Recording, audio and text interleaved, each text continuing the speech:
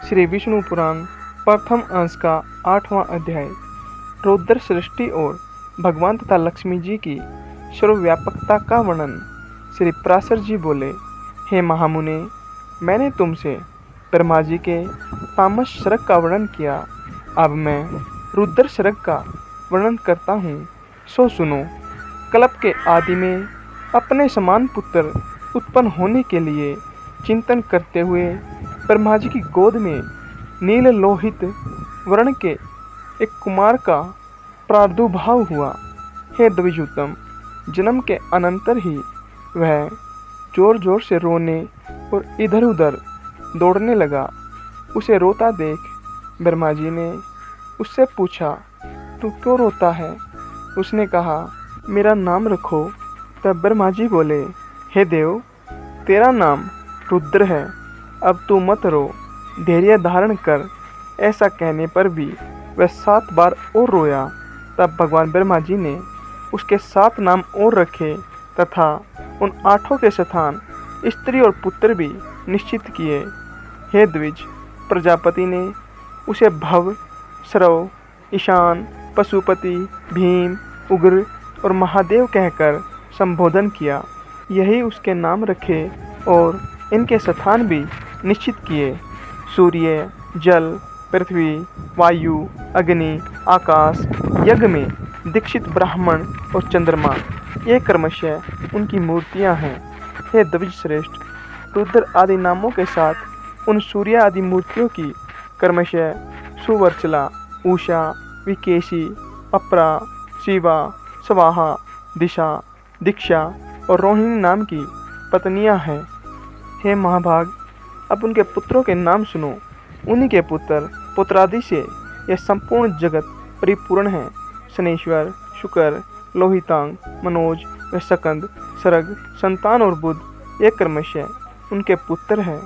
ऐसे भगवान रुद्र ने प्रजापति दक्ष की अनिंदिता पुत्री सती को अपनी भार्या रूप से ग्रहण किया।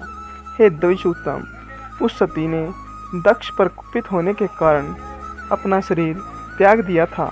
फिर वह मैना के गर्भ से हिमाचल की पत्नी उमा हुई। भगवान शंकर ने उस अनन्य प्रायणा उमा से फिर भी विवाह किया। भृगु के द्वारा ख्याति ने धाता और विधाता नामक 2 देवताओं को तथा लक्ष्मी जी को जन्म दिया, जो भगवान विष्णु की पत्नी हुई।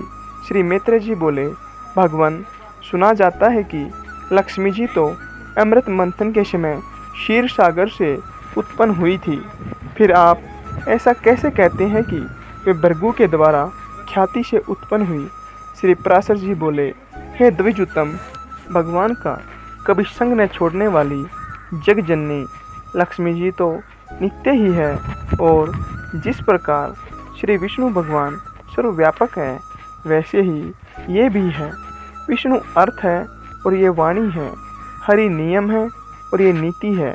भगवान विष्णु बोध है और ये बुद्धि है, तथा वे धर्म है और ये सत्क्रिया है।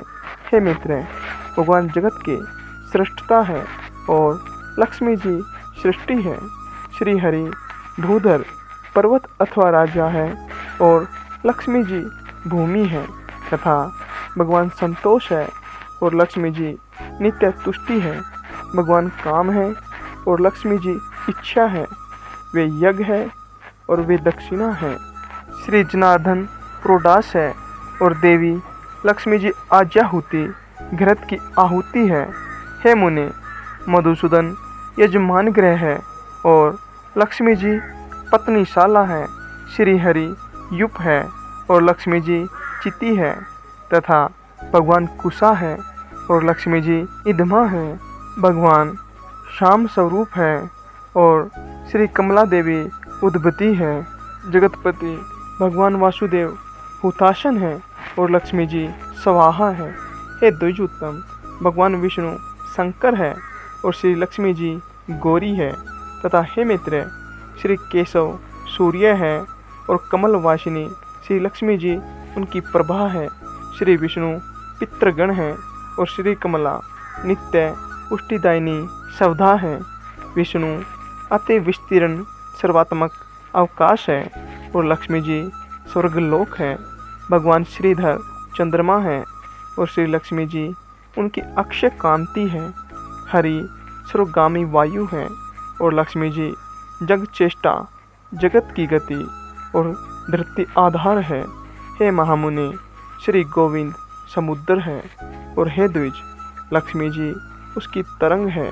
भगवान मधुसूदन देवराज इंद्र है और लक्ष्मी जी इंद्राणी हैं।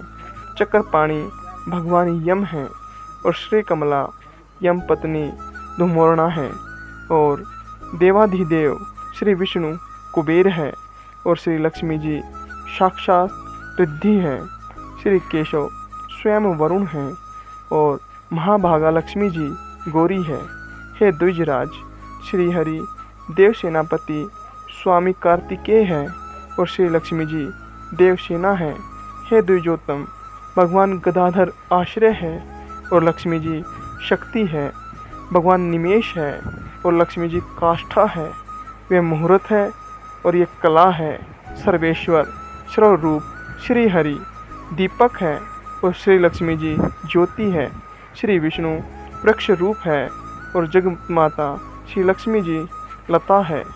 चक्र गदाधर देव श्री विष्णु दिन है और लक्ष्मी जी रात्रि है। वरदायक श्री हरि वर है और पद्म निवासिनी श्री लक्ष्मी जी वधू है। भगवान नद है और श्री जी नदी है। कमल नयन भगवान ध्वजा है और कमलालया लक्ष्मी जी पताका है।